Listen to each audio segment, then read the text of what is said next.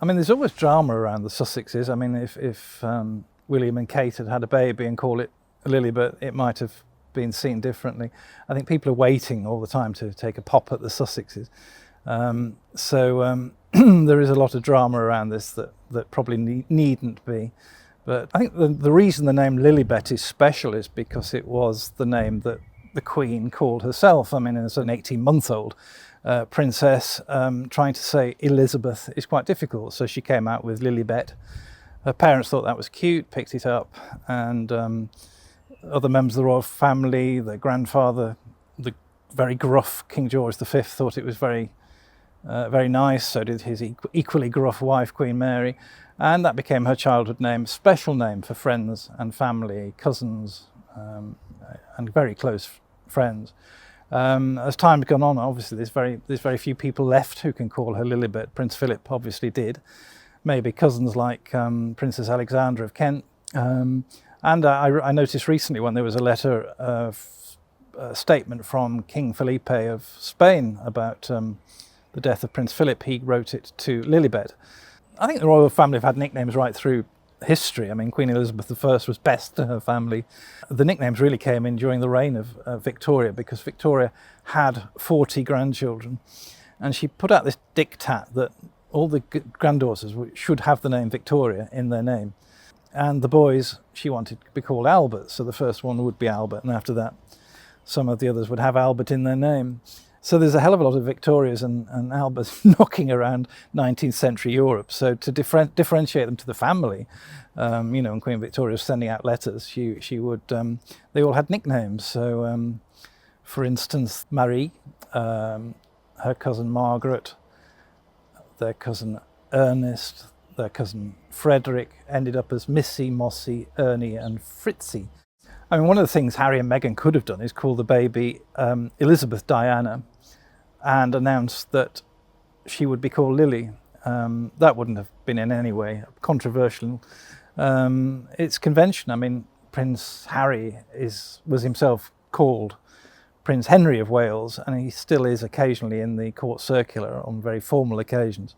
But it was announced when the names were released that he would be called Harry. So there's no reason why the baby couldn't have been called that. But it's very odd considering the fact that they're supposedly like a private life and they want their children to grow up away from the strains of monarchy to name them after two of the most famous royals in the world, I have to say. I doubt very much, if she did know the Queen and she didn't approve, I doubt very much she would say anything, because we're trying to build bridges. They're trying to build bridges with the Sussexes. And there is always the worry that if she flatly refused to allow them to call the baby that they would be on Oprah Winfrey next week saying, what? You couldn't call the baby the name you wanted to call the baby?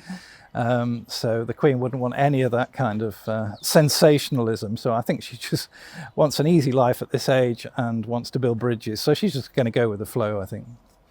I mean, certainly the key names would have been for the future monarchs. So obviously she'd been very worried that, or concerned that Charles and Diana called William the right name. So William is a royal name. He would be William V. William IV was Queen Victoria's uncle. So that's a perfect name. And George, she would obviously adore, because her father reigned as George VI. So George will presumably reign as George VII. It would be a problem if they called him something wacky like Apple or North by Northwest, or even Prince. Can you imagine Prince?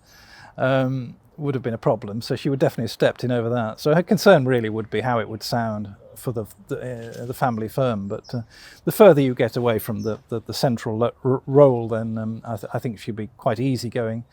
Certainly she was about Zara Phillips, who has a relatively unusual name, but as she's not a significant member of the royal family, I don't think it would bother the Queen. One of the things we have to wait and see is whether little Lilibet is christened in this country. Given the Sussexes' horror of high-profile events, they might want to keep it a low-key event for the Clooneys and Oprah and everybody in America. But if they do decide to come here and christen the baby, then we'll have a a photograph. We haven't seen the baby yet, so it would be nice for the Queen to meet her. It would be nice for it to be documented, and of course the baby would get to wear the royal christening robes. That would be quite a nice way, and it would be a diplomatic thing and a way of building bridges to have the whole family gathered together to celebrate Lilibet's arrival. But whether that happens, who knows, you know. That's all we have for you on our YouTube show. But to see the rest of this episode, including some more fascinating royal revelations, head to www.mailplus.co.uk/royals or click the link on screen now.